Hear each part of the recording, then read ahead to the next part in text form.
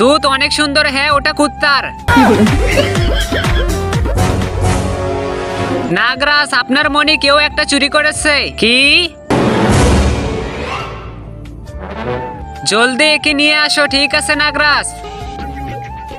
নাগরাজ এটাই সে। আরে নাগমণি কোথায়? নাগমণি এখানে। আর এখন আমার পেটে। একে উল্টা করে লটকিয়ে দাও। নাগরাজ এবার কি করব? এর পেটে ঘুষি মারো যেন নাগমণি মুখ দিয়ে বের হয়ে যায়। আরে দাঁড়া, একে একসাথে মারবো তাহলে নাগমণি বের হবে।